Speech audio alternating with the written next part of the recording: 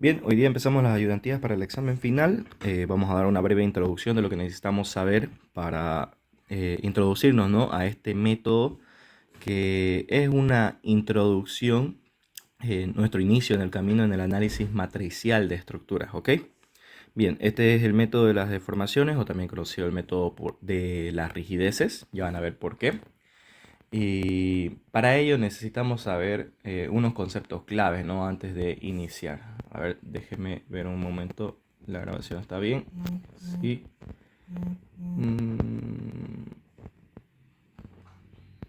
Ya, a ver, voy a probar esto. Ya. Ok. Bien. Empecemos entonces con esos conceptos claves antes de iniciar. ¿Ok? El método de las deformaciones se concentra básicamente en identificar los desplazamientos que va a sufrir nuestra estructura, ¿ok? Identificar aquellos desplazamientos que puede sufrir nuestra estructura y restringirlos, ¿ok? El método de las deformaciones se encarga de ver esos desplazamientos y restringirlos, decir que son cero, ¿ok? Y de esa forma sacar unas ecuaciones de compatibilidad para que nosotros podamos hallar esas incógnitas que están por demás, ¿ok? La particularidad que tiene el método de las deformaciones con el método de las fuerzas es que no es un método restrictivo que, o sea, solo va a servir para estructuras hiperestáticas, sino que también sirve para estructuras isostáticas, ¿ok? Eso es lo bueno del método de las deformaciones, nos resuelve tanto estructuras hiperestáticas como isostáticas, ¿bien? Eso ya es una gran ventaja porque nos permite automatizar el trabajo del análisis de estructuras y meterlo a un programa como es lo que se hace en análisis matricial de estructuras, ¿ok? Bien, para ello tenemos que ser conscientes de los desplazamientos que se producen en nuestra estructura, ¿ok? Vale aclarar que como nosotros vamos a hacer un análisis a mano, vamos a hacer ejercicios a mano, lo vamos a reducir, digamos, ¿no?, los conceptos y vamos a asumir unas hipótesis, ¿ok? Empecemos por lo siguiente. Los tipos de desplazamiento que podemos encontrarnos en cualquier estructura en un pórtico plano van a ser desplazamientos angulares y desplazamientos lineales, ¿ok? Dentro de los desplazamientos angulares son solamente los giros, ¿bien? Los giros que se pueden presentar en nuestra estructura. Ahora, dentro de los desplazamientos lineales tenemos los verticales o los horizontales, ¿bien? Si vemos esta estructura de ejemplo, aquí se presentan distintos tipos de desplazamientos y algunos cumplen algunas condiciones, ¿bien? Para este método también vale recalcar que van a necesitar idealizar un poco cómo se va a deformar su estructura, ¿ok? Para que podamos resolver el método sin ningún inconveniente. Por ejemplo, esta estructura, al someterse a esta carga, estamos asumiendo que va a tener una deformación de esta manera. A ver, voy a trazar la línea ahí. Ahí. Así. Y en base a eso nosotros vamos a determinar los desplazamientos que se producen. Por ejemplo, en este nudo A, al tratarse de un voladizo y no tener ningún tipo de apoyo, se desplaza en esta dirección de acá. Bien.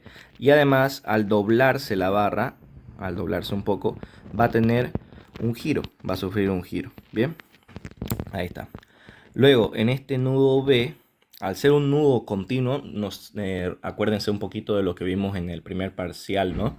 De los nudos continuos tienen una propiedad, ¿no? Este ángulo acá permanece en 90 grados, como vemos aquí, ¿bien? ¿Y eso qué nos ocasiona? Que el giro que se presenta acá, este giro con este otro giro de aquí, o si quieren verlo el de acá mejor, y este giro el de acá, van a ser básicamente los mismos, ¿no? Esa es una propiedad de los nudos rígidos, soldados, o que funcionan como un empotramiento, que pueden tener los tres tipos de solicitaciones internas. Bien, ahí está uno de los giros. Este tipo de apoyo fijo, por solamente restringir desplazamientos lineales, va a sufrir un giro, ¿no? La barra a la que esté aplicada. Luego, si nos vamos por este lado, en la articulación puede desplazarse en dirección hacia abajo, de ahí aparece este desplazamiento, y además tiene una propiedad las articulaciones, como vimos también para el primer parcial, ¿no? Que el giro que se presenta por el lado izquierdo, delta 4 en este caso, no va a ser el mismo que el que se presenta por el lado derecho, delta 5, ¿no? Son giros distintos y esa es una propiedad de las articulaciones, ¿ok? Por eso también decimos que este lado de la estructura con este otro lado funcionan como dos elementos diferentes, como dos chapas distintas, ya que sus desplazamientos no van a estar correlacionados, por así decirlo, ¿ya? Por eso tienen un valor distinto acá, y estos los de acá que sí pertenecen a un mismo pórtico tienen un desplazamiento igual, ¿no? Bien, ok, hay que ser conscientes de esto para poder identificar bien nuestros desplazamientos, cómo se va a desplazar una articulación, si va a sufrir desplazamiento vertical debido a la carga que lo sometamos, los giros, si son iguales o son distintos, y por último, si tenemos un empotramiento o no, el empotramiento restringe los tres tipos de desplazamiento, así que va a llegar siempre la línea deformada al empotramiento en una perpendicular, ¿no? Bien, eso tenemos que ser conscientes de cómo se desplaza nuestra estructura, ¿ok? Y con la práctica nos vamos a ir dando cuenta, ¿no? Básicamente. Ahora bien, si nosotros nos ponemos a hacer el método de las deformaciones así puro y duro, vamos a tener sistemas de ecuaciones de compatibilidad bastante grandes, ¿no? Fíjense, por ejemplo, esta estructura que es bastante sencilla, llegamos a tener hasta 7 desplazamientos, ¿no? Un total de 7 desplazamientos, 5 angulares y 2 lineales, ¿no? En total de esta estructura de acá, que como les digo es bastante simple. Bien, ahora bien, desglosemos un poco lo primerito que vamos a calcular al hacer nuestros ejercicios del método de las deformaciones, que son el grado de desplazamiento interno de la estructura y el grado de desplazamiento externo, ¿ok?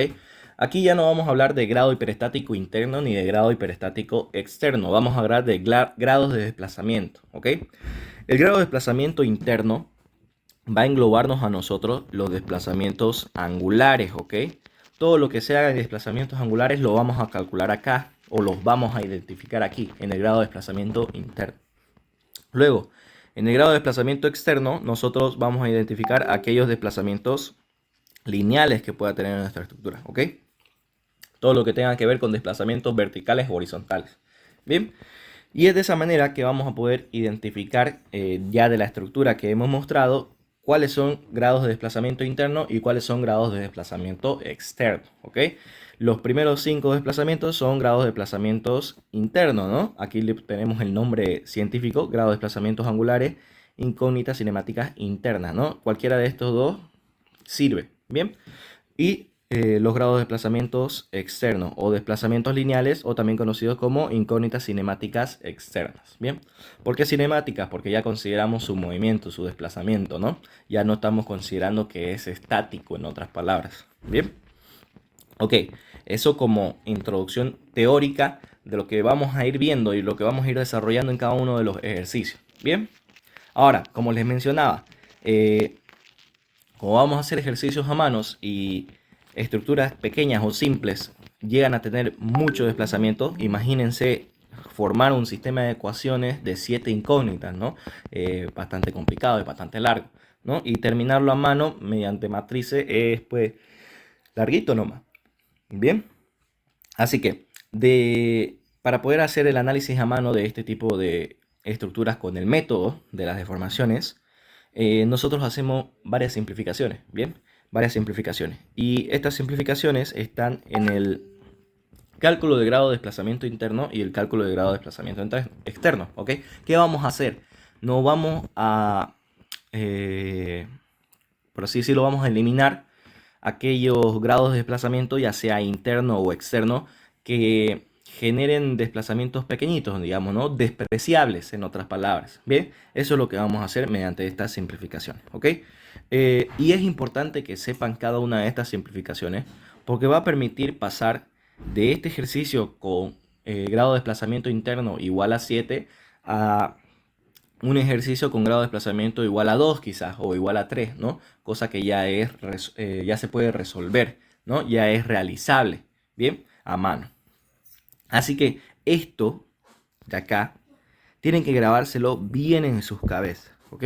Bien lo tienen que grabar, porque es iniciando con esto lo que va a determinarnos si el ejercicio va a ser corto o largo, ¿bien? Ok, empecemos hablando de los grados de desplazamiento interno y sus simplificaciones. Bien, y hay dos simplificaciones claras acá que es fácil de aprenderse igual. A ver, vamos a activar el resaltador. Puede ser un poquito más grande. A ver. Ya, ahí está bien. Bien, ¿qué me dice? No tomar en cuenta desplazamientos angulares de nudos externos, ¿ok? ¿Qué son nudos externos? Identifiquemos qué son nudos externos. Los nudos externos son aquellos nudos que están en los bordes de mi estructura. Por ejemplo, acá en esta estructura que está un poco más limpia, creo. Acá en esta estructura, ¿cuáles vendrían a ser los nudos externos? El nudo A, el nudo E y el nudo D. Eso es considerado nudos externos, ¿ok? Bien, perfecto. Ok, ¿qué nos dice de los nudos externos? Que hay que ver, que hay que tomar en cuenta. De aquellos nudos externos, me dice que no debo tomar en cuenta el desplazamiento angular de aquellos nudos externos que tienen algún tipo de apoyo. Bien, no me especifica qué tipo de apoyo, pero me dice algún tipo de apoyo. Entonces, al decirme eso, ¿a qué hace referencia? Hace referencia a los apoyos móviles, a los apoyos fijos, a los empotramientos, a los guiados, a todos los tipos de apoyo. Bien, a todos aquellos tipos de apoyo hace referencia, pero que estén ubicados en aquellos nudos externos. Entonces, en simples palabras, ¿qué me dice esta primera simplificación? Que no es necesario que yo tome en cuenta el desplazamiento angular o grado de desplazamiento interno en aquellos nudos externos que cuenten con algún tipo de apoyo. Bien, viendo entonces nuestro ejemplo, ¿cuáles desplazamientos no sería necesario tomarlos en cuenta? ¿Ok? Este nudo A no tiene ningún tipo de apoyo, así que sí tendría que tomar en cuenta los desplazamientos que se presentan ahí. Este empotramiento me dice la simplificación que no es necesario que yo le tome en cuenta su desplazamiento angular. Pero bueno, de por sí ya no tiene el desplazamiento angular, este apoyo empotrado, ¿no? Si fuera un apoyo móvil, ya contaría con un desplazamiento y ese ya no lo contaría. ¿Por qué? Porque es un nudo externo. Bien. Y ahora, ¿qué pasa con este apoyo fijo? Bien. También es un nudo externo, tiene algún tipo de apoyo y me dice entonces la simplificación que no tome en cuenta el desplazamiento que se genera en ese apoyo. Bien. Un momento, por favor. Bien, entonces, así se toma en cuenta esta simplificación, ¿ok? Aquellos nudos externos con algún tipo de apoyo no tomamos en cuenta su desplazamiento. Perfecto. Ahora, ¿qué me dice la siguiente simplificación de grado de desplazamiento interno?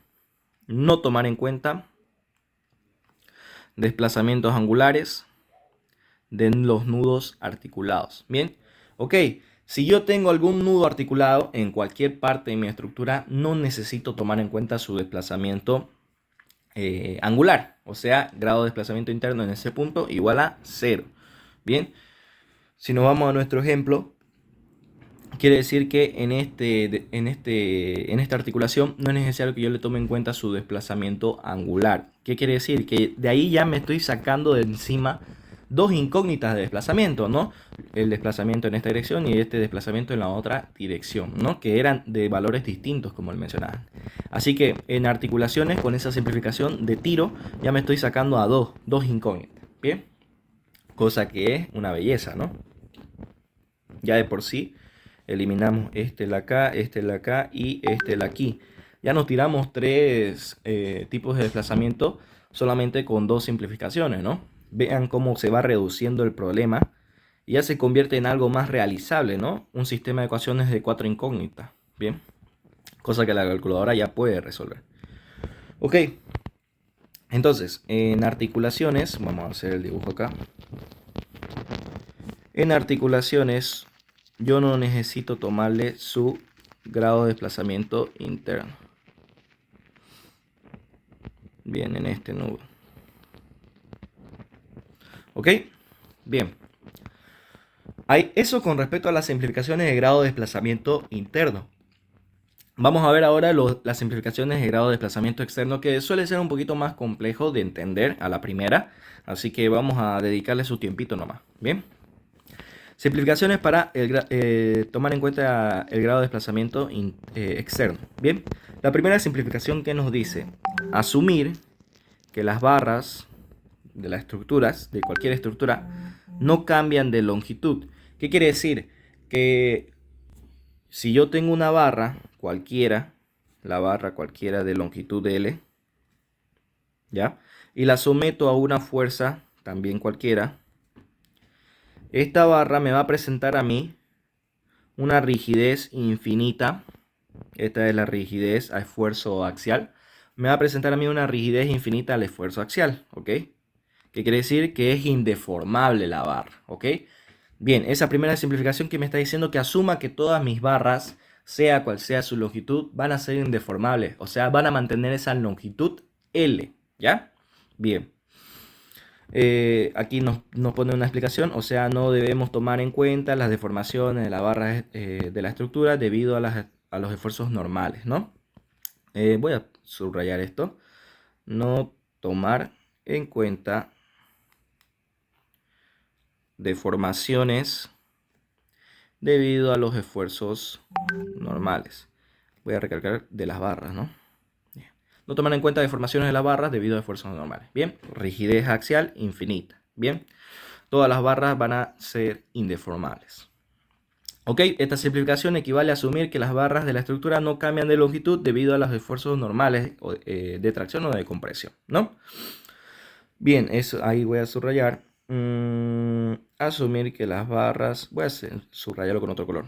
Asumir que las barras no cambian de longitud debido a los esfuerzos normales. Normales hasta ahí nomás, ya entendemos que es un esfuerzo normal, ¿no? De tracción o de compresión. Bien. La siguiente simplificación, ¿qué dice, no? Ya, esto lo tomamos en cuenta. En todos los ejercicios que resolvamos, las longitudes que tengan estas barras se van a mantener. Ok, vamos con la siguiente simplificación. A ver, bloquear. Ahí está. Esto también lo vamos a bloquear. Esto igual. Pensé que lo tenía bloqueado. Ok. Bien, la siguiente simplificación que nos dice. Al aplicar las anteriores simplificaciones, ok, esta simplificación de acá, específicamente, dos nudos conectados por una barra, bien, dibujemos eso. Dos nudos conectados por una barra. Vamos a dibujar el ejemplo que nos está planteando. Un nudo I y al otro extremo un nudo J. Bien, dos nudos conectados a una barra tendrán el mismo desplazamiento lineal en la dirección del eje longitudinal baricéntrico, ¿ya? Algunas veces esto puede sonar como un trabalenguas, ¿no? Vamos a subrayar lo importante. Dos nudos conectados por una barra tendrán mismo desplazamiento lineal en la dirección del eje longitudinal. Bien, ¿a qué hace referencia eso? Digamos estos dos nudos que pertenecen a la barra 1, ¿ya? Pertenecen a la barra 1. Y aquí abajo puede estar una estructura, ¿ya? Vamos a hacer esto así. Puede continuar de una estructura, ¿ok? Pero me dice la simplificación. Dos nudos conectados a una barra, ¿bien? Y que comparten este mismo eje longitudinal, ¿no? Esos nudos. Me dice, tendrán el mismo desplazamiento lineal en la dirección de ese eje longitudinal. ¿Qué quiere decir? Que si esta estructura se desplaza en esta dirección horizontal, este desplazamiento horizontal que se genera acá, desplazamiento I, digamos, con este otro desplazamiento que se genera acá, desplazamiento del nudo J, ¿ya? Esto se traslada hasta aquí, J', digamos, y esto se traslada hasta aquí, I', ¿ok? Esos dos nudos, al desplazarse horizontalmente, sufren ese desplazamiento, ¿no? Desplazamiento I, desplazamiento J. Esta simplificación me dice que al considerar que todas las barras son indeformables, ¿ya? Al final, la barra esa horizontal va a seguir midiendo lo mismo, va a seguir midiendo L, ¿bien? ¿Y eso qué significa para mí? Significa que el desplazamiento I va a ser igual al desplazamiento J, ¿ok? Bien, eso es importante porque cuando nosotros nos planteen problemas de esta manera,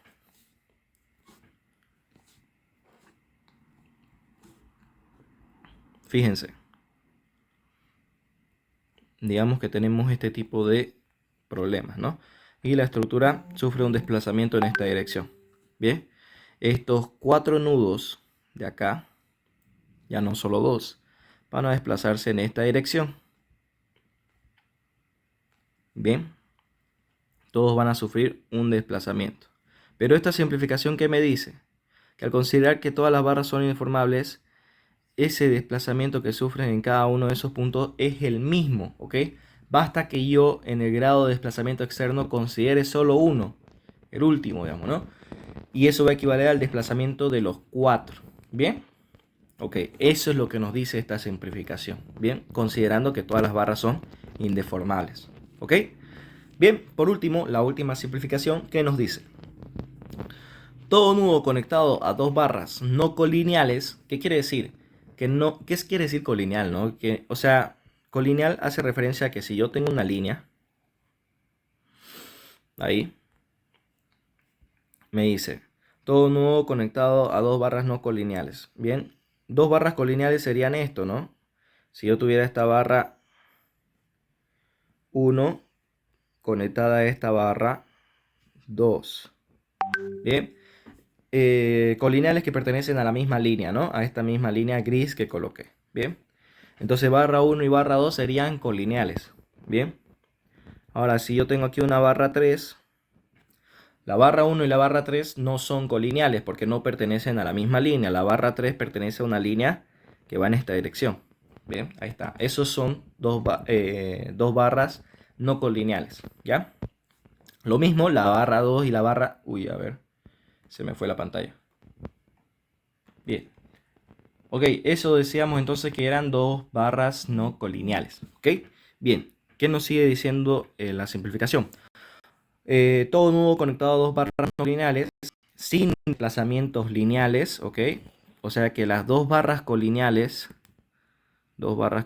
sin desplazamientos lineales, todo nudo conectado a dos barras, bueno, aquí voy a tener que seleccionar todo, ¿no? Todo nudo no conectado a dos barras no colineales sin desplazamientos lineales carece de desplazamiento lineal, ¿ok? Veamos qué nos quiere decir eso, ¿ya? Ya vimos que son dos barras no colineales, ¿ok?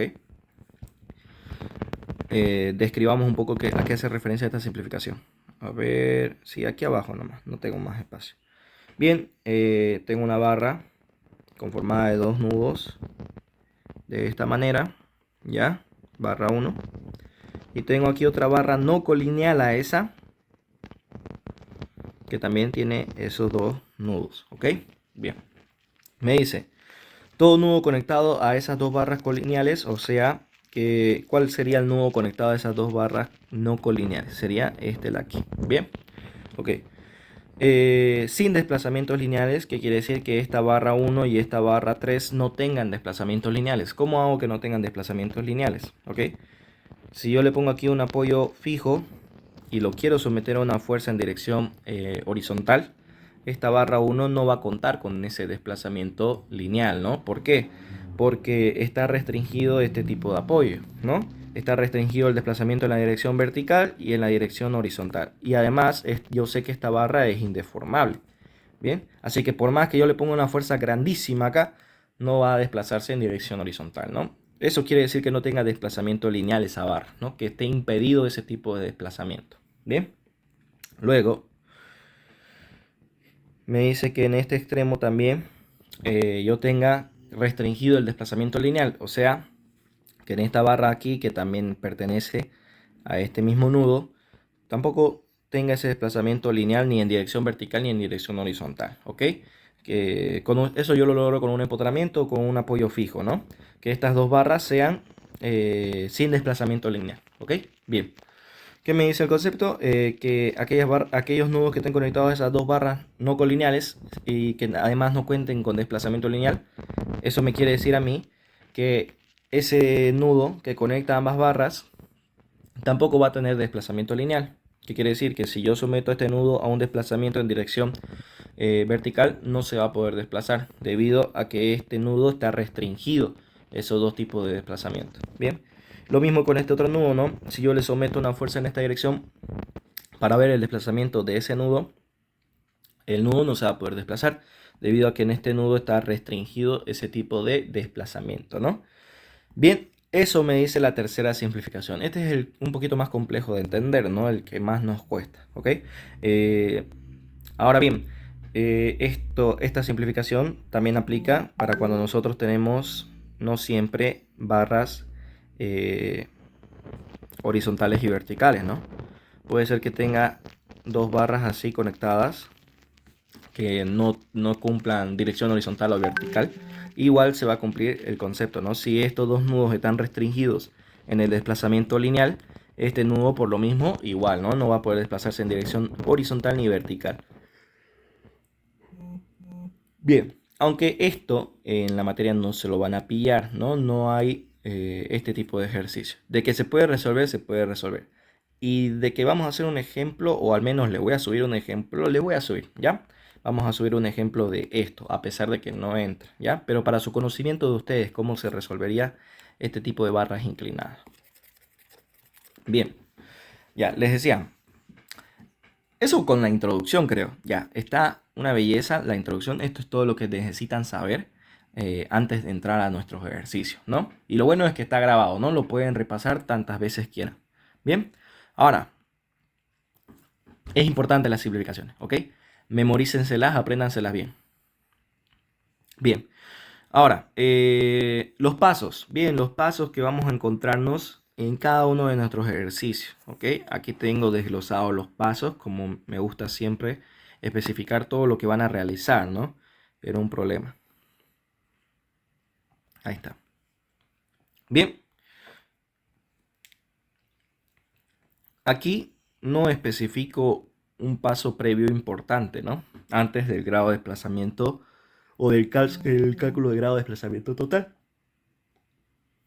Y es el de cálculos adicionales, ¿ok? ¿Qué hacemos en cálculos adicionales? Cálculos adicionales. Bien. Ahí en cálculos adicionales lo que vamos a hacer nosotros es simplificar la estructura, ¿ok? Aparte de existir estas simplificaciones al momento de calcular el grado de desplazamiento interno y externo, nosotros podemos simplificar la estructura, ¿ok? Ya sea que exista una simetría, un voladizo que se pueda simplificar, o cualquiera de esas dos, nosotros debemos simplificarlo. La sugerencia siempre es simplificarlo. ¿Por qué? Porque de esa manera el ejercicio se reduce mucho más. O sea, si ya de por sí se reducía con estas simplificaciones,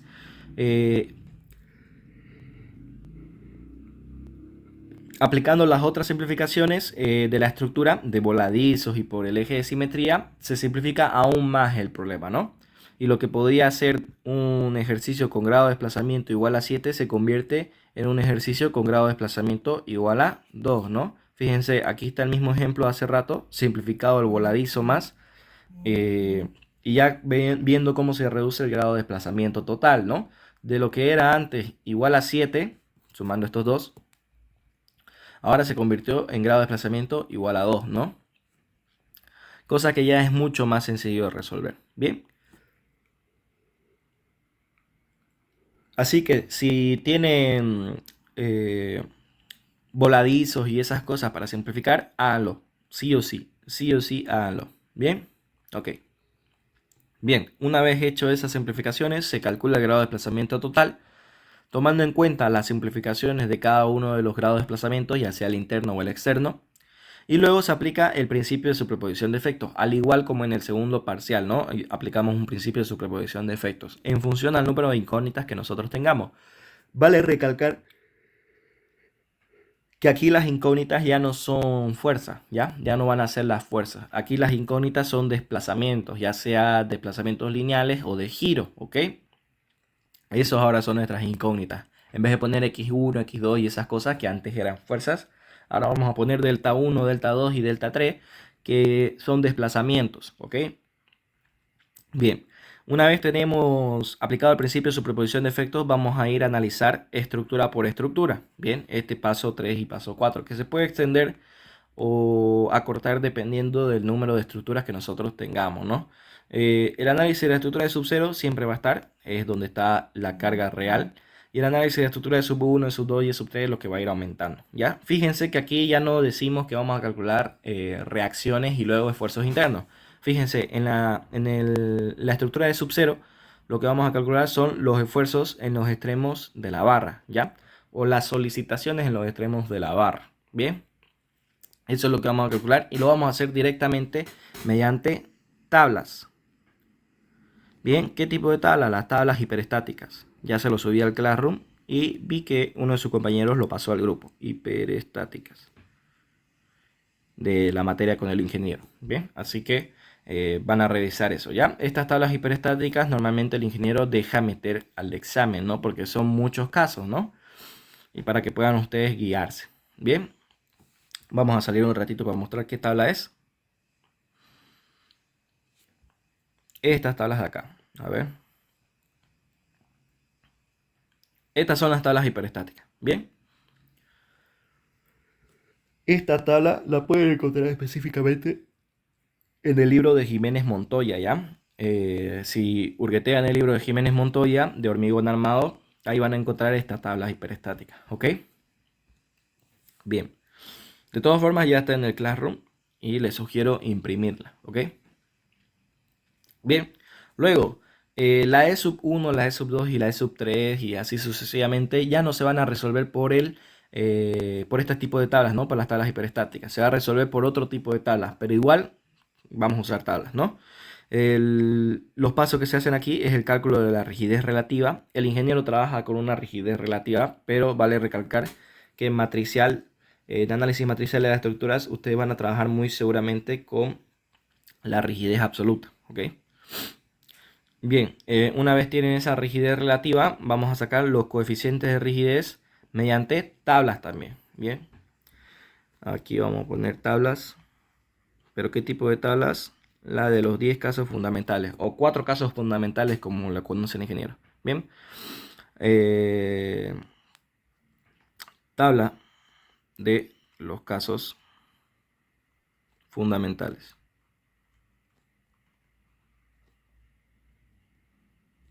Bien, viene a ser esta tablita de acá, les voy a mostrar. Esta de acá. ¿Ok? Esta tablita no fue desarrollada por mí, es desarrollada por el auxiliar anterior. Me pareció muy buena la tablita, así que decidí dejarla para que quede como recuerdo de ese muy buen auxiliar, ¿no? Bien. Esta tablita representa los casos fundamentales que ustedes analizaron con el ingeniero con el método de las fuerzas, ¿no? Los desplazamientos angulares o lineales y aplicándole el método de la fuerza llegaron a cada uno de estos casos. Les pasé también un ejemplo al WhatsApp, ¿no? De uno de estos casos fundamentales. Creo que era el de acá. El que les pasé. Bien. Aquí le aumenté la tablita. Lo que viene a ser la rigidez relativa, inercia sobre la longitud, y la rigidez absoluta con la que van a trabajar en matricial, ¿no? Que viene a ser 4 veces E por I sobre L. Bien. Simplemente pueden reemplazar K por lo que vale y ya van a llegar a la rigidez absoluta. Bien. Ok. Bien, esta tablita también es la que vamos a utilizar. Bien. Solamente de la tablita corregirle el que subió al Classroom está con esta línea deformada, ¿ya? En realidad la deformada sería en esta dirección, para este caso, ¿ok? Fíjense qué caso es. Lo mismo para este otro caso de acá. En el documento oficial está de esta manera la línea deformada, pero en realidad se deforma en esta otra dirección, ¿ya? Solo eso corríjanle a la tablita, nada más, ¿ya? Lo demás está correcto. Disculpa, auxiliar, el ingeniero solamente nos muestra 4 casos fundamentales. Sí, De sí, los 4 casos fundamentales que le muestra el ingeniero es correcto, son esos, pero lo deja a su criterio de ustedes el deducir los demás. Bien, por Ajá. ejemplo, él les da este, y creo que Ujú. este o este, uno de los dos le da. Y ya le dice, ustedes ya deduzcan, ¿no?, lo demás, digamos, ¿no? Que vendría a Sí, ser sí. la simetría de esto, ¿bien? La simetría de este, y hasta ahí tendríamos Ujú. 4. Y así sucesivamente, ¿no? Ah, o Así sea, que, solo su simetría, ¿no? ajá, solo es su simetría. cómo se ve si fueran al revés los apoyos. Y el último Ajá, caso que no suele enseñarles, ¿no? Que les deja a su criterio de ustedes ya, deducirlo, digamos, ¿no? Así que por ya, eso gracias. aquí por eso dice 10, digamos. No se preocupen. Bien. Uy, a ver, ahí está.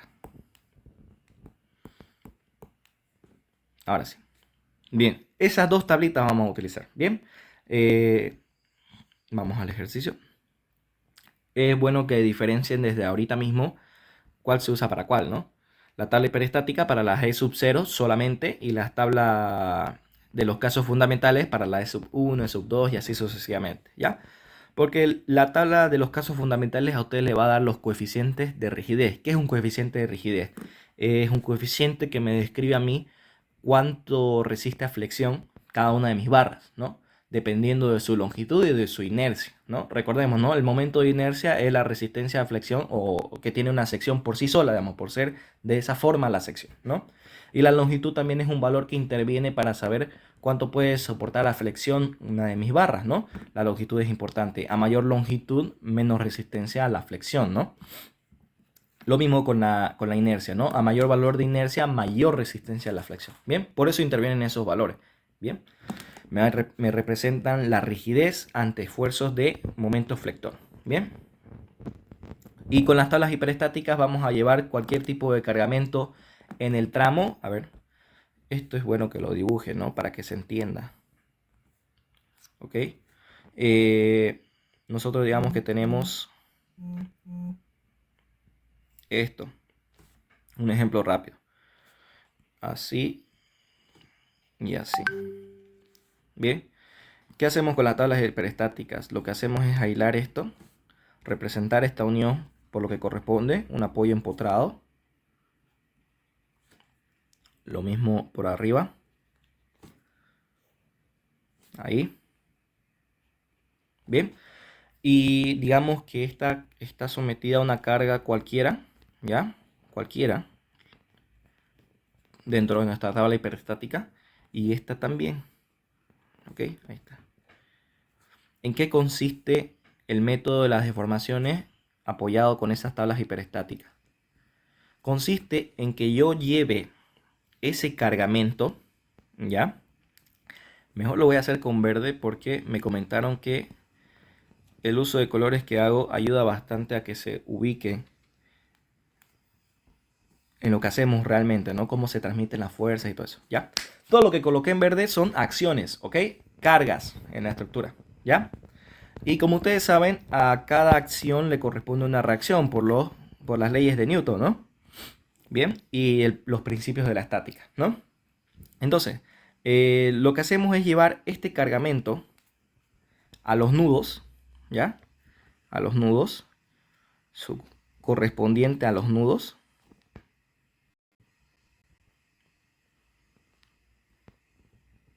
y olvidarnos de esa carga. Luego, teniendo ese cargamento de los nudos, le sacamos su correspondiente en reacción, ¿ok? Lo que les corresponde para soportar esa carga. Bien, por si acaso, un concepto que les va a servir de aquí en adelante, si es que no lo conocen, es que la estructura está sometida a acciones y la estructura reacciona con dos reacciones, ¿ok? Con dos tipos de reacciones. Las reacciones en los apoyos y las reacciones como solicitaciones internas. Los momentos flectores, los cortantes y las normales son reacciones, pero reacciones de la estructura, ¿ya? Reacciones internas de la estructura, las que ejerce la estructura porque no quiere romperse, digamos, ¿no? Y las reacciones en los apoyos son los que ejerce el suelo, ¿ya? El suelo, donde está conectada la estructura a la tierra, ¿no? Esos dos tipos de reacciones son las que aparecen en la estructura cuando yo lo someto a una acción, ¿ok? Las que estoy colocando acá en los nudos son las solicitaciones internas, ¿no? Las reacciones internas de la estructura, ¿bien? Que le corresponde a la estructura. Y esas reacciones internas van a pasar, lo voy a dibujar con azul, ¿no? Reacciones internas lo voy a dibujar con azul.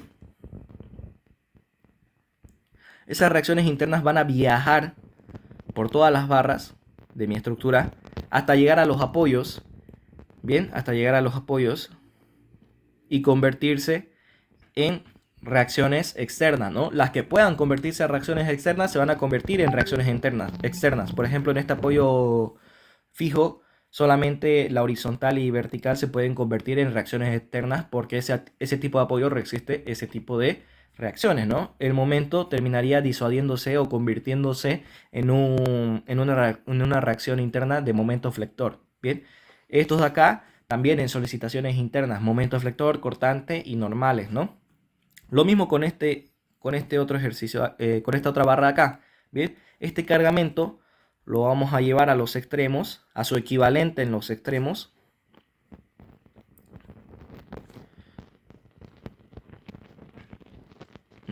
Ahí.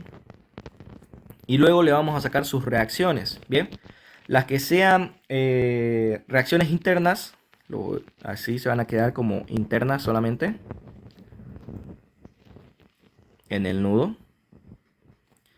Y algunas se van a transmitir hasta llegar al apoyo que va a tener reacciones externas, ¿no? Bien. Lo que vamos a hacer con el método de las deformaciones es eso, ¿no? Transformar estas cargas sobre el tramo en cargas en los nudos, ¿ya? Y a esas cargas en los nudos le vamos a sacar sus reacciones, ¿bien? Ya sean en formato de reacción interna, como solicitación interna o esfuerzo interno, de momento, normales y cortantes, o ya sea una reacción externa en alguno de los apoyos, ¿bien? Eso es lo que vamos a hacer con este método y con las tablas hiperestáticas, ¿ya? Ya con la tabla de los casos fundamentales, lo que vamos a hacer es agarrar esas mismas barras y ver cómo se deforma debido a esa carga, ¿no? Se va a deformar así, digamos. Este empotramiento se va a girar ahí. Y lo que vamos a sacar nosotros son los coeficientes de rigidez, la resistencia que ejerce la estructura ante ese desplazamiento, ¿no? Ante ese tipo de desplazamiento a la que lo quiero someter. Bien, lo mismo con la otra barra, que era así. Va a girar, ¿no? El apoyo debido al desplazamiento que lo voy a someter. Y lo que vamos a sacar acá con las tablas de los casos fundamentales es la resistencia a ese giro, ¿bien? A ese desplazamiento. ¿Ok? Eso es lo que vamos a hacer en cada una de esas estructuras, tanto en la E sub 0 como en la E sub 1, ¿no? De la E sub 1 en adelante vamos a hacer esto y solamente en la E sub 0 vamos a hacer esto lo de acá, ¿bien? Ok, luego mediante una ecuación de compatibilidad que ahora es la ecuación de compatibilidad elástica, ¿bien? No era elástica, estática era, perdón. Ya, después lo corrijo. Ya. Ecuación de compatibilidad estática, bien, que me relaciona a mí lo siguiente. Las fuerzas van a ser igual a los coeficientes de rigidez por los desplazamientos. ¿Ya? Esta es la ecuación general del método de las rigideces o método de las deformaciones. ¿Ya? Lo van a volver a ver en matricial. Es la ecuación que describe todo el procedimiento. Fuerza es igual a coeficiente de rigidez por desplazamiento. Bien, y representado mediante sistema de ecuaciones sería de la siguiente manera. Tendríamos la matriz de fuerzas, beta 1, 0, beta 2, 0, beta 3, 0, como una matriz solamente de fuerzas. Y esa va a ser igual a una matriz de coeficientes de rigidez, que los vamos a sacar del E sub 1, E sub 2, E sub 3 y así sucesivamente, ¿no? Para un caso de tengamos tres incógnitas y tres ecuaciones, va a ser beta 1, 1, beta 1, 2, beta 1, 3, beta 2, 1, beta 2, 2, beta 2, 3, beta 3, 1, beta 3, 2 y beta 3, 3. Todo esto, lo que está dentro de la matriz de acá, son los coeficientes de rigidez. Los que están acá son las fuerzas. Y a estos coeficientes de rigidez, al multiplicarle los desplazamientos, incógnita, en este caso, ¿no? Digamos que salió delta 1, delta 2 y delta 3. Donde cualquiera de estos puede ser desplazamiento lineal o angular, ¿no? Dependiendo de lo que nos haya salido. Esto vendría a ser los desplazamientos. Cuando multiplicamos los desplazamientos por el coeficiente de rigidez, nos van a dar como resultado las fuerzas, ¿no? Y de esta ecuación de compatibilidad es la que nosotros nos aprovechamos para obtener ecuaciones de compatibilidad, mejor dicho, ecuaciones de más, para poder encontrar esas incógnitas que estaban por demás. ¿Bien? Ok. Esta formulita, acuérdense de ella porque la van a utilizar bastante, ¿no? Y todo el análisis de estructuras se basa en eso ya, ¿no? Aquí inicia todo, podemos decir, ¿no? Del análisis estructural moderno que conocemos hoy en día con los programas de CIPECAT, SAT 2000 y todo eso. Bien, una vez tenemos esos valores de desplazamiento de esta ecuación de compatibilidad, nosotros volvemos a hacer el cálculo de reacciones y dibujar nuestros diagramas de esfuerzos internos, ¿no? El cálculo de reacciones lo vamos a hacer mediante principio de superposición de efectos y luego vamos a dibujar los diagramas de esfuerzos internos de nuestra estructura, ¿no? Bien, ahí está. Entonces, eso es como introducción. Bien, ahora sí, entremos de lleno a nuestro ejercicio. Ok, calcular las reacciones en los apoyos y dibujar los diagramas de esfuerzos internos de la siguiente estructura. Bien, recordemos lo primero. El método sirve tanto para estructuras isostáticas como hiperestáticas. Bien, así que cualquiera de los dos tipos de estructuras me puede plantear el ingeniero acá. Bien, ok. En cálculos adicionales verifico si hay algo que pueda simplificar ya de entrada, que lo pueda eliminar, ¿no? Un voladizo, simetría, lo que sea que pueda eliminar, lo verifico si existe, ¿no? En este caso no hay voladizo y no hay simetría, entonces no voy a poder simplificar nada como cálculo adicional, ¿bien? Entonces, ¿qué hago si no puedo simplificar nada? Directo me voy al primer caso, que es el cálculo de grado de desplazamiento total. Vale recalcar, que creo que no lo hice, que la formulita de grado de desplazamiento total es igual al grado de desplazamiento interno más el grado de desplazamiento externo, ¿no? Es como extrapolar la formulita del grado de hiperestático total, ¿no? Que era igual al grado de hiperestático interno más el grado de hiperestático externo. Es básicamente lo mismo, solo que en vez de hiperestático agarramos desplazamientos, ¿no? Es lo mismo, así que no se preocupen ahí. Bien. Ok, saquemos primero el grado de desplazamiento interno, ¿no? Recordemos, grado de desplazamiento interno vienen a ser los giros, ¿ok? En giro que nosotros identifiquemos, vamos a colocarle una chapa, ¿ya? ¿Qué viene a ser la chapa? La chapa va a ser un elemento que va a restringir los giros, ¿ok? Solamente giros, restringe giros, ¿bien?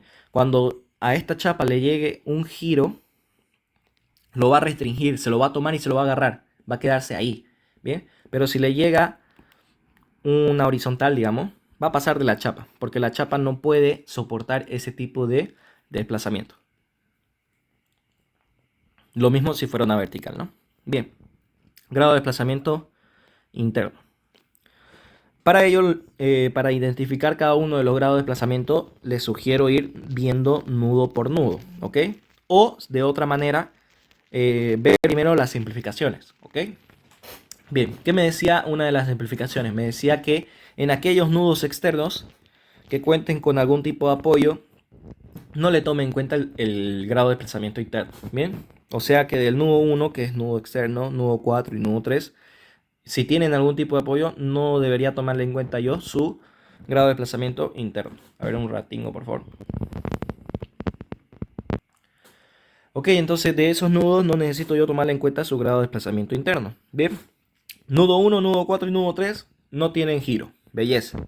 La otra simplificación me decía que no tome en cuenta los giros en articulaciones, en aquellos nudos que estén articulados. Bien, y podríamos decir que el nudo 2 entra en ese grupo, ¿no? Pero realmente no. Aquí hay un tumbe y acuérdense bien de este tumbe porque les puede tocar. Bien, el nudo 2 en sí está acá. ¿Ya? El nudo 2 está ahí. Al nudo 2 le llega una barra 1 con una articulación en el extremo, ¿ok? No llega a dividir el nudo 2 en sí esa articulación, o sea, no está aquí encima, ¿bien? No está encima del nudo, ¿bien? Está a un lado del nudo esa articulación, ¿ok? Así que no puedo decir yo que ese nudo 2 está articulado y que le voy a aplicar la simplificación, ¿ok? Ojo con ese dato, ¿ya? Así que aquí ya les presento un primer tumbe, un nudo que le llega una articulación a un lado, ¿no? No está sobre el nudo, ¿bien? Así que en estos casos no se aplica esa simplificación de no tomar en cuenta el grado de desplazamiento interno en aquellos nudos articulados, porque en sí el nudo no está articulado, la articulación le llega a un ladito del nudo, ¿bien? Podemos decir, en otras palabras, que esto trabaja como un elemento monolítico y este otro trabaja como otro elemento monolítico. ¿Bien? Ok. Ese es el primer tumbe que nos puede meter el ingeniero. Bien, entonces, calculando el grado de desplazamiento interno, ¿qué tenemos? Los tres primeros nudos, 1, 4 y 3, no van a tener grado de desplazamiento por tener algún tipo de apoyo y ser nudos externos.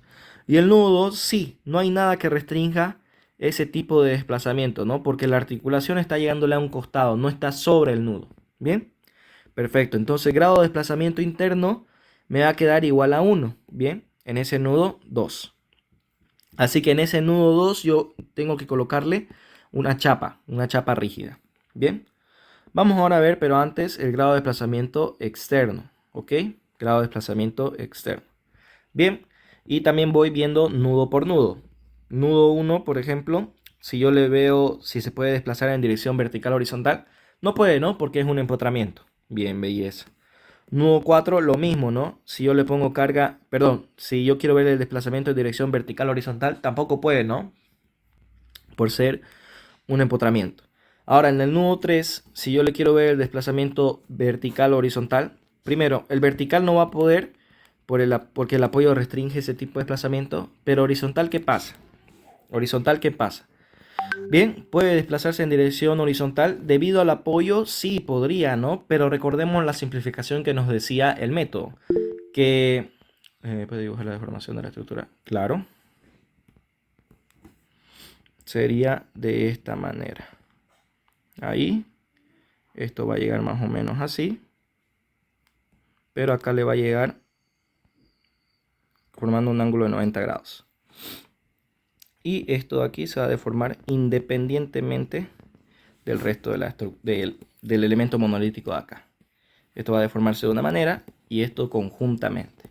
Bien, ahí está. Ok, ya decíamos, ¿no? El desplazamiento en dirección vertical no va a poder producirse por el tipo de apoyo, pero ¿qué pasa con el desplazamiento en dirección horizontal? Por el tipo de apoyo sí podría producirse, pero recordemos la simplificación que nos decía, ¿no?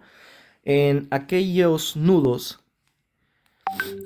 donde esté restringido el desplazamiento lineal, ¿qué pasa? ¿Se va a poder desplazar en esa dirección? No, ¿no? ¿Por qué? Porque estamos asumiendo que las barras son indeformables con respecto a deformaciones axiales. Bien. Entonces, por el tipo de apoyos que tienen estos nudos de acá, con el de aquí, estos dos, no va a poder desplazarse en esa dirección mi estructura. Bien, por más que yo quiera, ya que las barras las estoy considerando indeformables. Bien, si las barras fueran deformables, ¿qué quiere decir? Que no mantengan estas longitudes de 5 metros, 3 metros y 4 metros, sí podría desplazarse en esa dirección. Pero como son indeformables y tienen que mantener esa longitud, no va a poder desplazarse ese nudo 3 en la dirección horizontal. ¿Ok? Estoy aplicando entonces las simplificaciones que hemos visto acá. Las de acá. Como les decía, es un poco más complejo de ver el grado de desplazamiento externo. Es un poco más complejo de imaginárselo cómo funciona. Así que les sugiero practicarlo. Bien, el practicar el criterio ese. ¿Ok? Bien, entonces me falta solo el nudo 2 y lo mismo, ¿no? En dirección vertical, debido a que este está restringido, no va a desplazarse en esa dirección. Y en dirección horizontal, debido a que este empotramiento actúa, queramos o no, sobre la estructura, no va a desplazarse en esa dirección. Bien, entonces, ¿qué nos queda de grado de desplazamiento externo? Nos va a quedar igual a 0. Bien, ahí está. Ok. Ahora, grado de desplazamiento total. Grado de desplazamiento total va a ser la suma de ambos, ¿no? 1 más 0. Quedándome que el grado de desplazamiento total va a ser igual a 1. Ahí está. Bien. Entonces voy a tener o voy a necesitar una ecuación de compatibilidad. ¿Cómo va a quedar mi ecuación de compatibilidad? ¿No? Va a ser fuerzas más coeficientes de rigidez beta 1, 1 en este caso, por el desplazamiento tiene que ser igual a 0, ¿no? Ahí está. Esa es la ecuación de compatibilidad. Bien. Ahora, aquí está dibujada la estructura con las restricciones, ¿ok? Ya sea la chapa o lo que restringe el grado de desplazamiento externo. Lo que va a restringir su grado de desplazamiento externo va a ser los apoyos móviles, ¿ok? Ya sea en dirección vertical o horizontal. Donde identifiquen un grado de desplazamiento externo tienen que ponerle algún tipo de estos apoyos. El que corresponda, ¿no? Si es un desplazamiento vertical, un apoyo móvil en dirección vertical. Si es un desplazamiento horizontal, un apoyo móvil en dirección horizontal, ¿ok? Vamos a decir que este restringe este tipo de desplazamiento y este otro tipo. ¿Bien? Ok, bien. Como solo teníamos grado de desplazamiento interno, correspondía poner solo chapas. Bien, y ahí está la chapa colocada, ¿no? Que la articulación le llegue a la pared de la chapa. Bien, ok. Listo. A esa estructura, con la chapa y con el cargamento que tenga, le aplicamos el principio de superposición de efectos. Aquí está el principio de superposición de efectos. La estructura real va a ser igual a la estructura de sub 0 que va a tener el cargamento real más la estructura de sub 1 que va a ser la estructura desplazada, ¿ya? Con el desplazamiento que se produce, ¿ok? Pero ¿qué tipo de desplazamiento? No de la carga, ¿ya? No de la carga. El desplazamiento al girar esa chapa, ¿bien? O ese delta 1, ya sea chapa o apoyo móvil, ¿ok? A ver, vamos por paso. Aquí está nuestra estructura real con la chapa, ¿ya? Vamos a dividirlo en una estructura de sub 0, donde va a tener el cargamento real, ¿ok? El cargamento real. A esta estructura le aplicamos las tablas hiperestáticas, ¿no? Y mediante las tablas hiperestáticas vamos a llevar esta acción a solicitaciones internas y reacciones en los apoyos, ¿bien? Luego vamos a analizar un E sub 1, que va a ser la estructura desplazada por el desplazamiento delta 1, ¿ok? Les decía, ¿no? Las chapas nos restringen giros, ¿ya? Lo que vamos a hacer en el E sub 1 es asumir que esa chapa gira y ver cómo le afecta al resto de mi estructura ese giro. ¿Qué provoca? ¿Qué desplazamiento provoca en mi estructura que esa chapa gire? ¿Bien?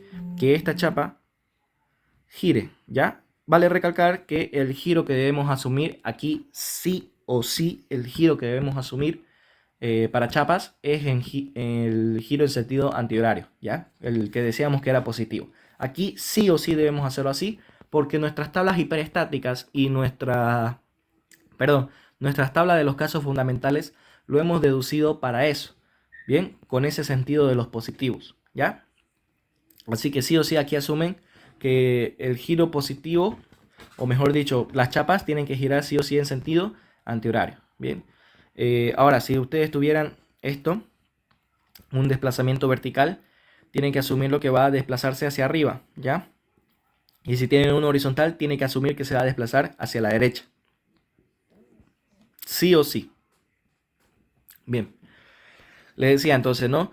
En la E sub 1, E sub 2, E sub 3 y así, vamos a asumir que este elemento que colocamos nosotros para evitar que se deforme la estructura o que se desplace, que se va a desplazar ahora, o sea, vamos a asumir que se desplaza y vamos a ver cómo deforma ese desplazamiento al resto de mis barras, ¿ok?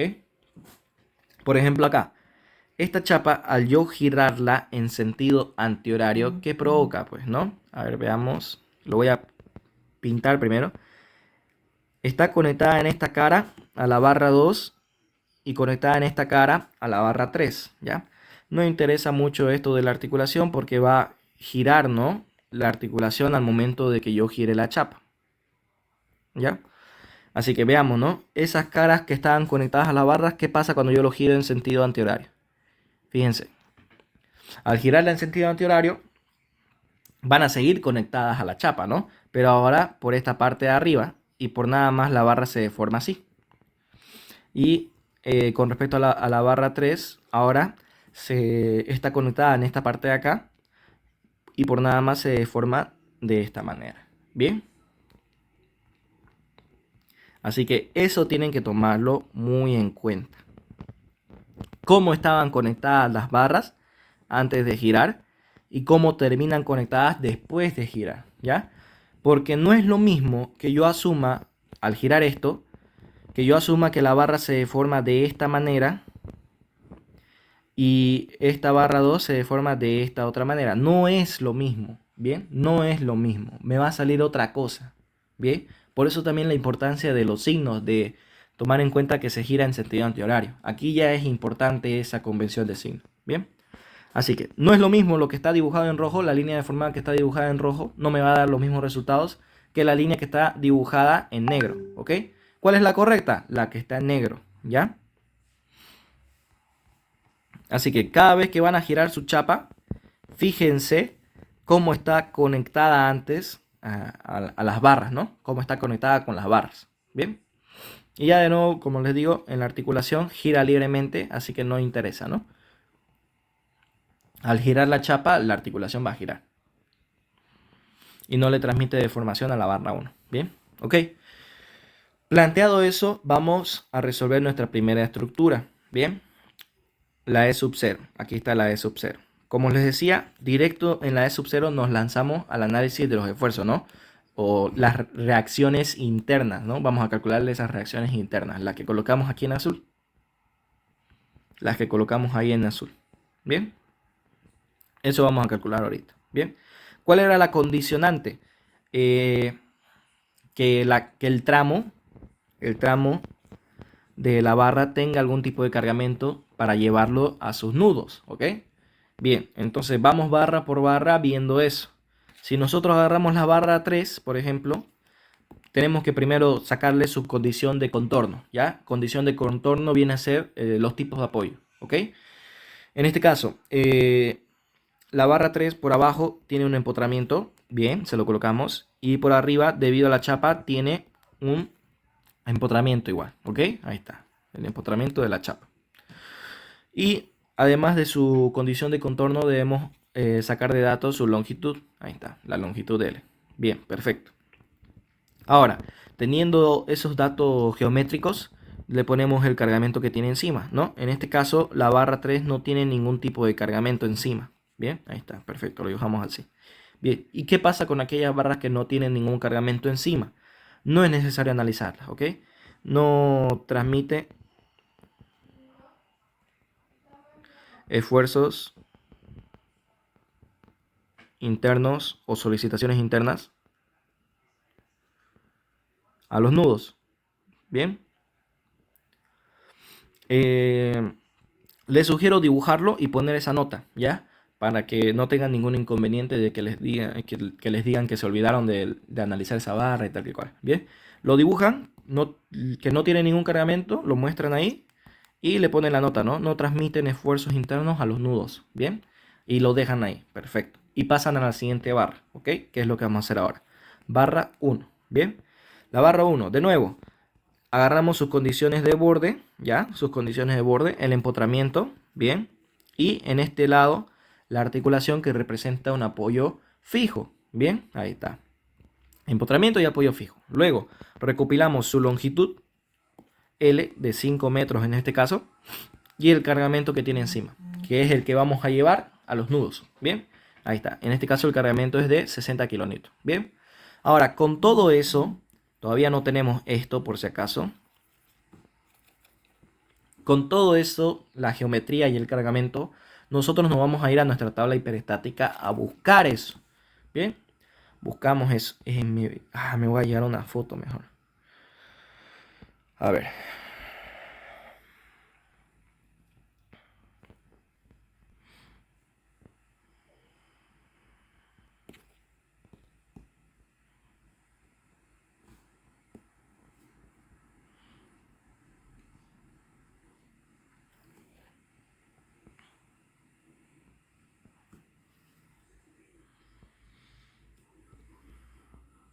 Ya. Vamos rapidito a nuestra tabla hiperestática. Buscamos ese caso en la tabla hiperestática. La tabla hiperestática va en este orden, ¿ya? vigas simplemente apoyadas, ¿ya? Dos apoyos fijos. No es nuestro caso. En nuestro caso teníamos un apoyo empotrado al lado izquierdo y un apoyo fijo al otro lado. ¿Ya? Pasábamos todas esas vigas apoyadas o simplemente apoyadas y vamos a la siguiente, ¿no? Fíjense, la siguiente dice vigas empotradas, o sea, dos empotramientos a los lados. Tampoco es lo que buscamos. Pasamos ese caso y llegamos a viga apoyada empotrada. Ese es nuestro caso. Empotramiento a un lado y apoyo fijo o articulado, digámosle, en el otro. Bien. Ahora buscamos el tipo de cargamento. Nuestro cargamento era distribuido, ¿no? Y si se dan cuenta es este caso el de aquí. Vamos a hacer esto más pequeño. Fíjense. Es el caso de aquí abajo, ¿no? Este caso de acá. Bien. Ahora, ¿qué quiero que tomen en cuenta? Esta tabla hiperestática toma como nudo A este y nudo B el de acá, ¿ok? Así que todo lo que diga R sub A pertenece a este lado y todo lo que diga R sub B pertenece a este otro lado, ¿ok? La convención de signos, si sale signo positivo con respecto a las reacciones verticales, quiere decir que va hacia arriba, ¿ya? Si es positivo va hacia arriba, si es negativo va a ir hacia abajo, ¿ya? Ahora, estos son momentos, ¿ya? El mu hace referencia a los momentos. Si es positivo, quiere decir que va en sentido antihorario. Y si es negativo, quiere decir que va en sentido horario, ¿ya? Ahora, la forma de ubicarlo, no se olviden, este es nudo A y este es nudo B, ¿ya? La fórmula corresponde a cada uno de los nudos, ¿ya? Ok, puede darse el caso en que nosotros tengamos tal cual como en la tabla, empotramiento al lado izquierdo y apoyo articulado al lado derecho, como puede ser que se dé el caso que lo tengamos al revés, ¿ya? Simplemente se invierten los valores, nada más, se invierte los valores, o sea, si el empotramiento era nudo A, aquí va a estar nudo A ahora. Si el articulado era nudo B, ahí en ese otro lado va a estar el nudo B. Bien, nada más. Y los valores van a cambiar, ¿no? O mejor dicho, van a mantenerse con el tipo de apoyo que le corresponde, ¿ya? En este caso, lo tenemos tal cual como en la tabla, así que recopilamos las fórmulas tal cual están, ¿bien? Y esas son las que ponemos en cada una de los apoyos, ¿ok? Aquí tenemos una guía del diagrama también, como va a ser, ¿ya? De esa forma trabajamos con la tabla hiperestática. Buscamos el caso, una vez lo ubicamos, lo copiamos aquí. ¿Cómo vamos a hacer? Primero copiamos la barra con sus características geométricas y el cargamento y luego con las formulitas que le corresponden, ¿ya? Luego de hacer esto, van y reemplazan valores, ¿ya? Reemplazamos valores. Tomando en cuenta que esto es Q y esto de aquí va a ser L, ¿bien? Eso es lo que hacemos entonces. ¿Cuánto daría acá? 60 por 5 al cuadrado sobre 8. Estoy sacando el momento. Da 187,5 kilonewton por metro. Bien. Ahora la vertical en el empotramiento es 5 por 60 por 5 sobre 8. También va a dar lo mismo, pues, ¿no? 187,5. Y luego el otro valor de vertical va a ser 112,5 kilonewton. Ahí está. Bien. Y ahí ya tendríamos las reacciones internas para este cargamento. Bien, las reacciones internas para ese cargamento. ¿Ok? Bien, para la barra 1, ¿no? Vamos ahora con la barra 2. Y si se fijan en la barra 2, primero sacamos sus condiciones de borde, ¿no? Apoyo articulado al lado derecho y empotramiento por la chapa en el lado izquierdo, ¿no? Ahí está. Bien, le sacamos su longitud y luego el cargamento que tiene encima, ¿no? Y si se dan cuenta es el mismo caso que el de la barra 1. Entonces van a tener las mismas formulitas, ¿bien? Las mismas formulitas. Lo único que va a variar es el valor de la longitud y el Q sigue siendo el mismo, ¿no? Ahora, una vez tienen esto, lo reemplazan valores, ¿no? 60 por 3 al cuadrado sobre 8 nos da 67,5 kilonewton. Luego, 5 por 60 por 3 sobre 8 nos da 112,5 kilonewton. Este es kilonewton por metro, perdón. Ahí está. Bien. Ahora, la siguiente vertical es 67,5 kilonewton. Bien, ahí está. Eso con todas las barras, ¿no? Y una vez terminamos todas las barras, vamos a hacernos un resumen, ¿ya? En este caso, en la E sub 0, como estamos sacando solicitaciones internas y reacciones en los apoyos, el resumen va a ser de reacciones y solicitaciones internas o esfuerzos, ¿no? Como lo tengo colocado aquí. Bien, eso va a ser el resumen que vamos a tener en la E sub 0. Bien, ¿y cómo es ese resumen? Veamos, ¿no? Barra por barra vamos a ir colocando sus solicitaciones internas o reacciones, ¿ya? Empezando por la barra número 1. Bien, en su lado izquierdo de la barra número 1 tenemos un momento y una vertical. Bien, y aquí en el gráfico ya de la estructura completa, en ese lado izquierdo tenemos un apoyo externo, ¿ok? Así que esto que era solicitaciones internas antes o reacciones internas, ahora van a ser reacciones externas. ¿Le cambio el sentido? No, no se le cambia el sentido. ¿Por qué? Porque tanto las solicitaciones internas como reacciones en los apoyos, como bien dijimos, ambas son reacciones. No puedo cambiar el sentido porque ya son reacciones las dos, o sea, ya está en formato de reacción, como lo necesitaba, ¿no? Si quisiera llevarlo a formato de acción, de carga, ahí recién le tendría que cambiar el sentido. Pero si ya está en formato de reacción, no le cambio el sentido, lo mantengo con ese sentido, ¿ok?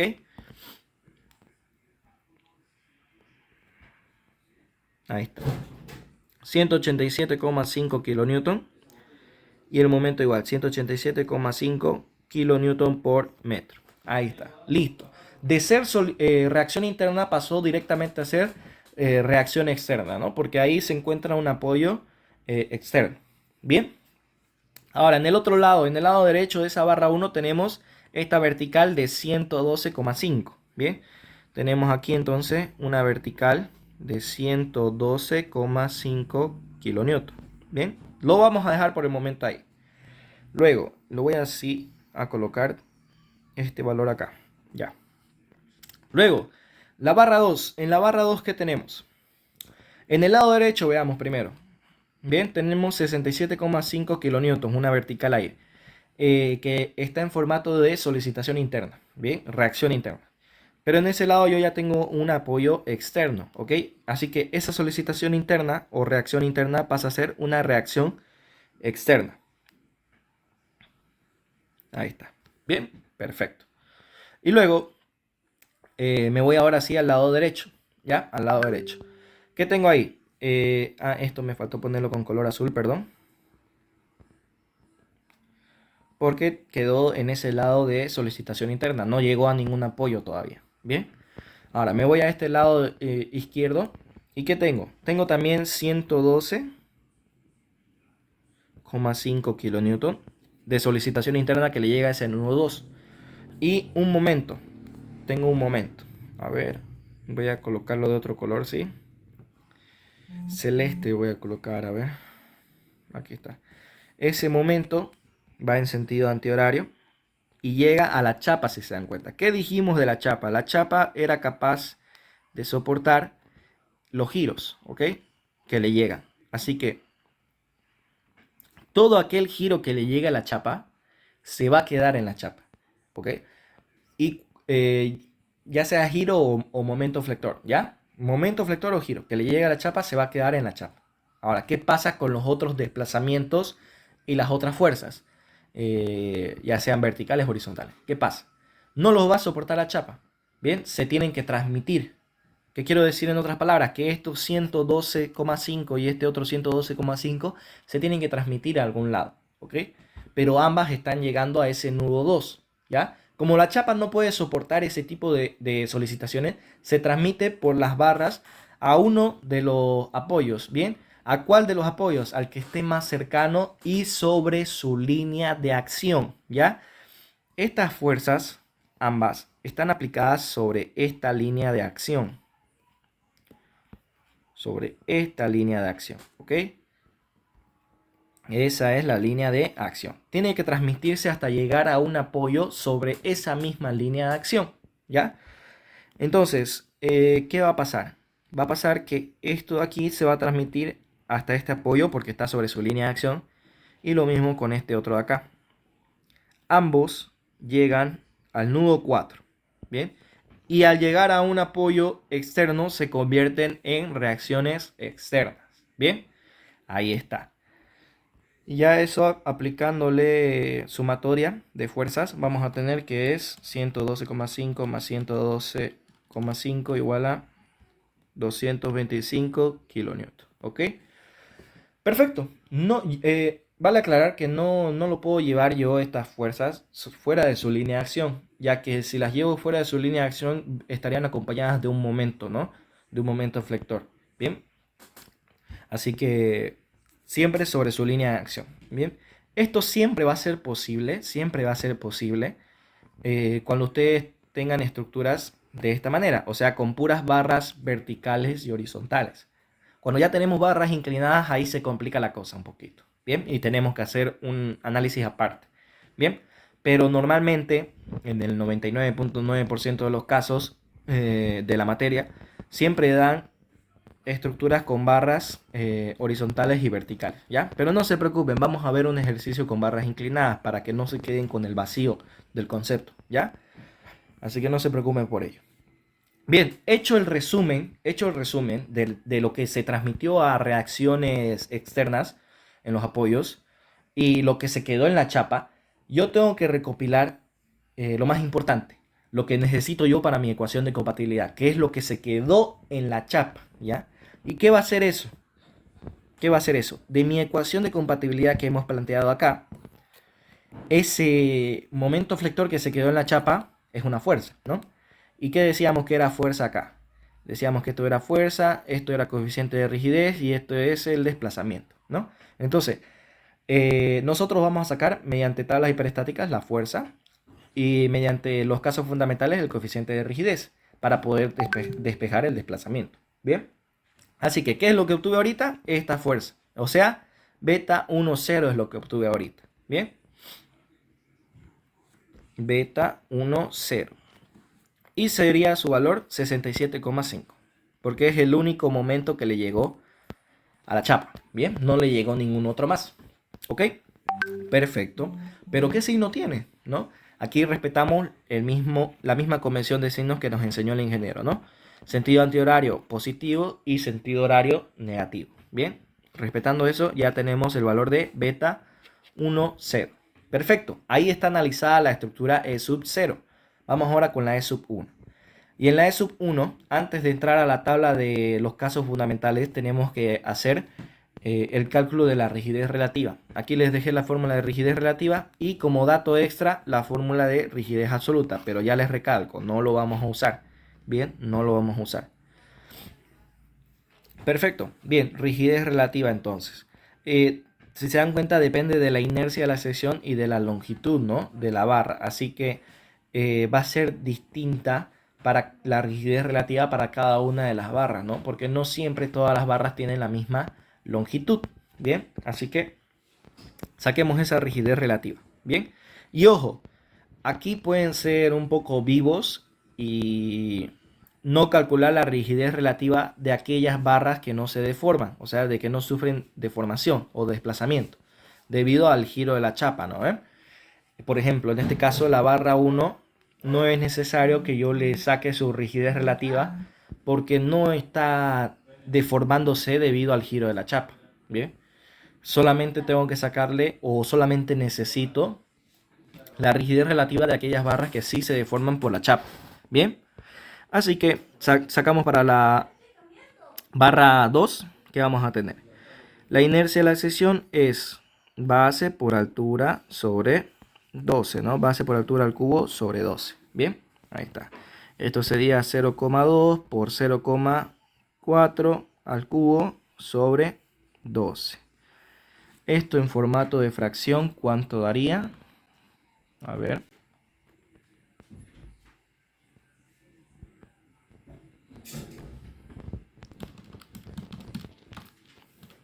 Al cubo sobre 12.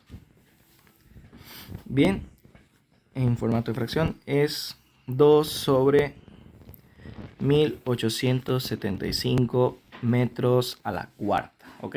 Listo. Ahora, teniendo la inercia, ya también sé la longitud de la barra. L para la barra 2 es de 3 metros, ¿no? Bien. Ahora, dividiendo la inercia de la sección entre la longitud de la barra, yo voy a tener mi rigidez relativa, ¿no? Ok, hacemos eso entonces, rigidez relativa igual a la inercia de la sección, o mejor lo acomodo esto, es inercia sobre longitud, y esto lo puedo escribir como inercia por 1 sobre la longitud, ¿no? Para que sea más cómodo anotarlo en formato de fracción, ¿no? Y no tenga inconvenientes al respecto, ¿bien? Así que, ¿qué me quedaría? Sería inercia de la sección 2 sobre 1875 por 1 sobre la longitud de 3 metros, ¿no? Y ahora metiendo eso a la calculadora, ¿en qué me va a resultar?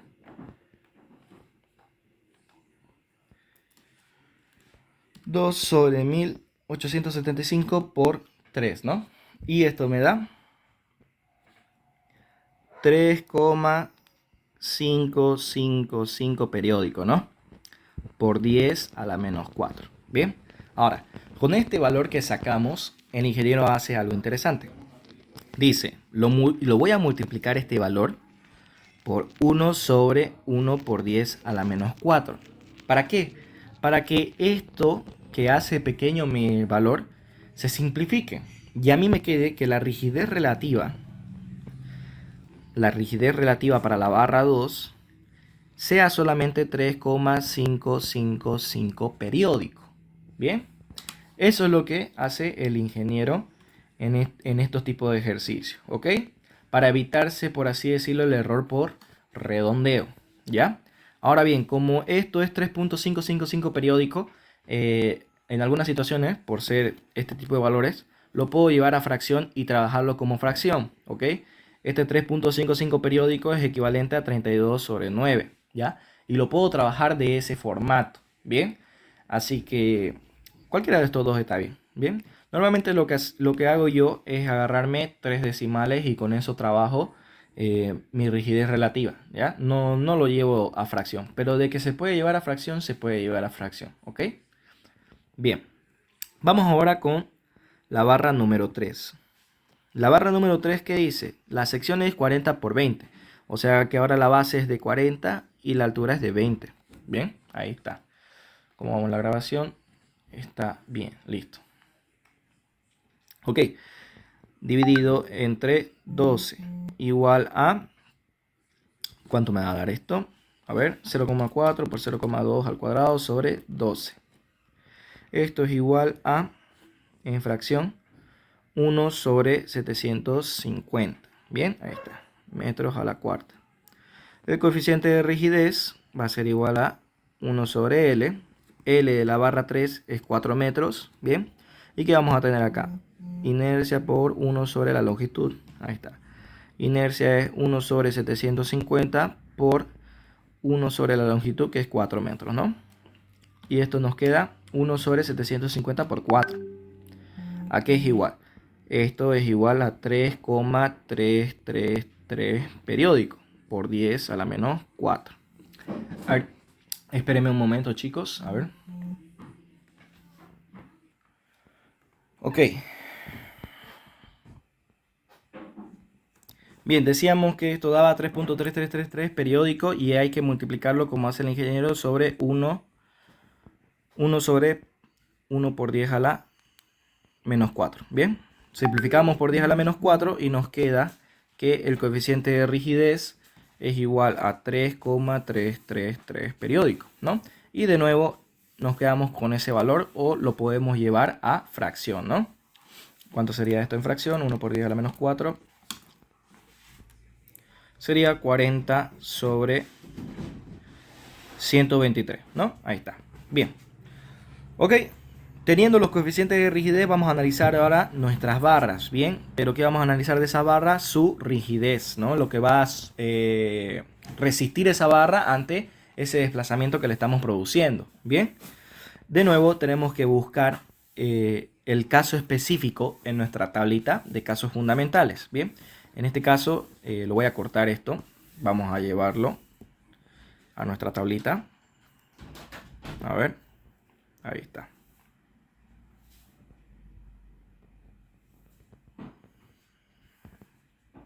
Uy, no cortó.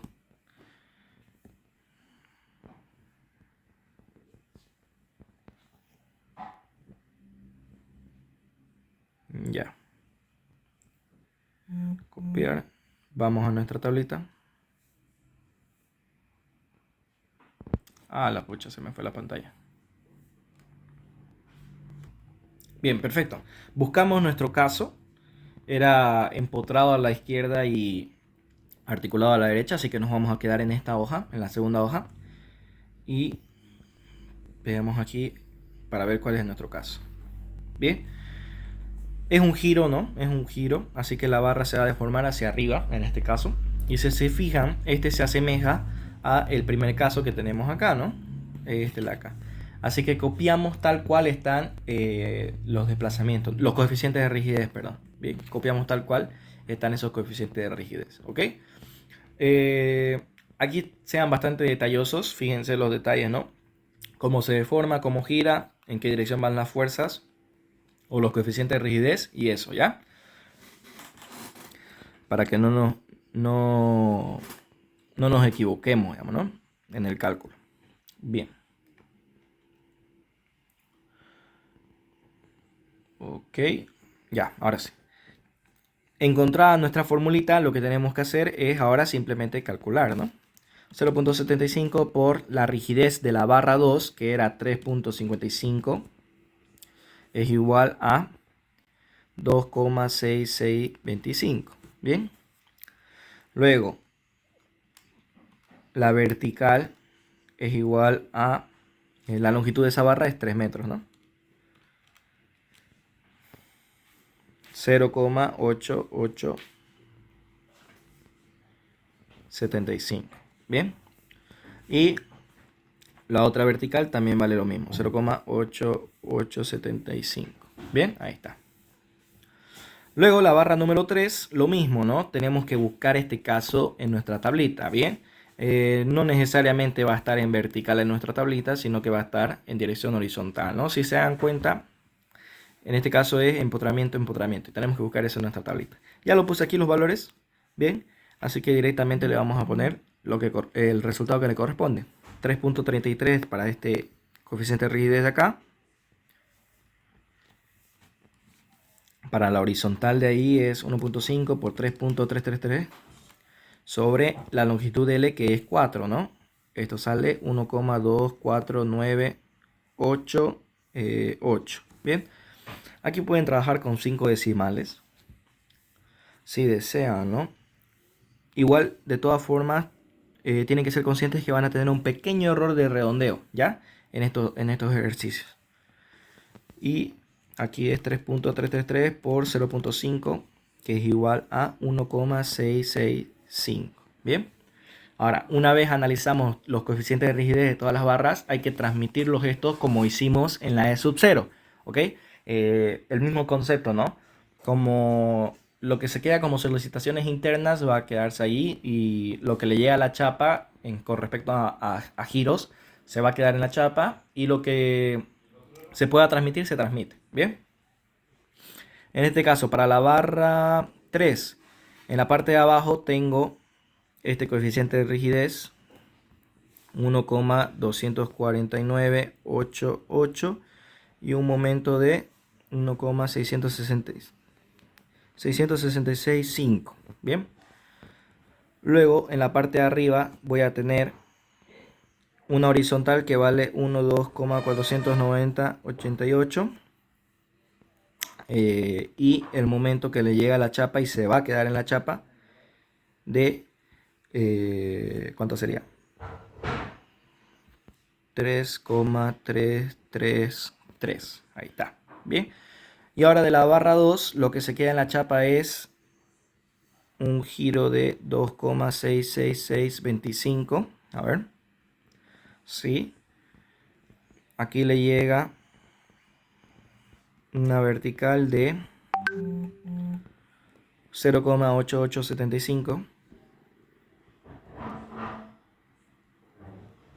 ¿Ya? Y en el otro lado tenemos una vertical hacia abajo de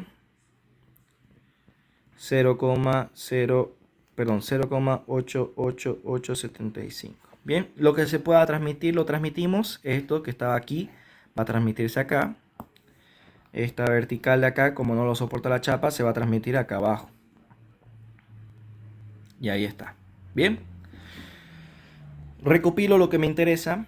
Como la E sub 1 es el coeficiente de rigidez, decíamos, voy a tener el beta 1, 1. Como son varios valores lo que le llega, tengo que hacer una sumatoria, ¿no? Ambos van en sentido antihorario, entonces va a ser suma, ¿no? 3,333 más 2,6625. Beta 1, 1 va a ser igual a...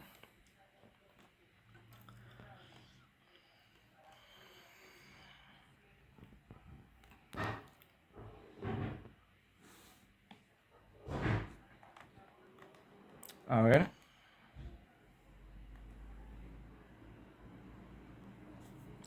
Acá le saqué mal la inercia, perdón.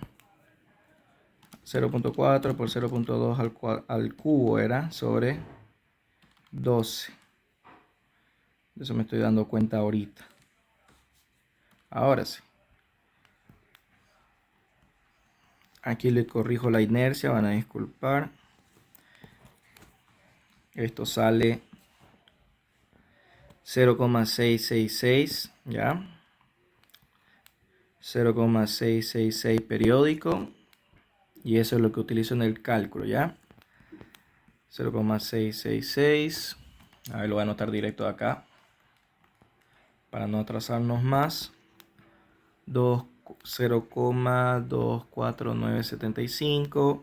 0,24975. Y aquí abajo es 0,333, ¿ya? Y lo que transmite al final va a ser, aquí está bien, eso está bien, aquí va a ser 0,666, ¿ya? Este se va a quedar en 2,6625. Acá abajo vamos a tener 0,333. Aquí va a ser el 0,24975. Y aquí igual 0,24975. Ahora sí. Bien. Y esta sumatoria se va a quedar en 0,666 más 2,66625. Bien. Y esto nos da 3,33225. Bien, ahí está. ¿Ok? Ahora sí, ahí tuve un pequeño error en la inercia y ya me varió el resultado. Bien, ahora sí, ya lo corregí. Luego, teniendo ya analizadas las estructuras de sub 0 y E sub 1, vamos a nuestra ecuación de compatibilidad. Y en la ecuación de compatibilidad reemplazamos los valores, ¿no? Beta 1, 0 nos dio 67,5 positivo, ya. Más beta 1, 1 que salió 3,3325 por el delta 1. Igual a 0 la ecuación y de ahí despejo el delta 1. Bien, ahí está. Despejando el delta 1 nos saldría menos 20,2566. ¿Qué significa que haya salido negativo? Que en realidad el desplazamiento va en la otra dirección en la que yo asumí. ¿Ya? Bien. Ahora, este no es el valor de desplazamiento real, ¿ya? El valor de desplazamiento real sería otro, ¿ya? A ver, el módulo de elasticidad es esto. Voy a mostrarles cómo se saca el desplazamiento real. Pasa que nosotros trabajamos con la inercia, aumentándole este pasito, que es extra, ¿no? Es característico este paso del ingeniero y no es necesario en el ejercicio, en la resolución del ejercicio, ¿no?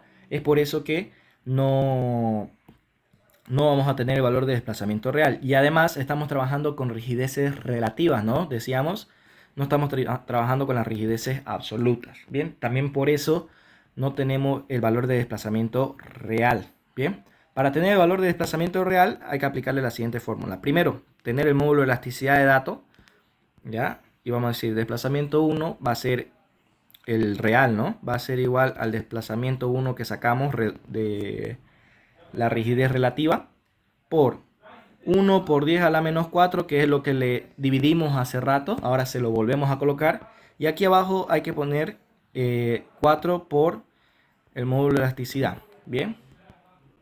Porque la inercia la estamos considerando, la longitud ya la estamos considerando. Lo que no estamos considerando de la fórmula de rigidez absoluta es el 4 por el módulo de elasticidad. Así que se lo añadimos, ¿no?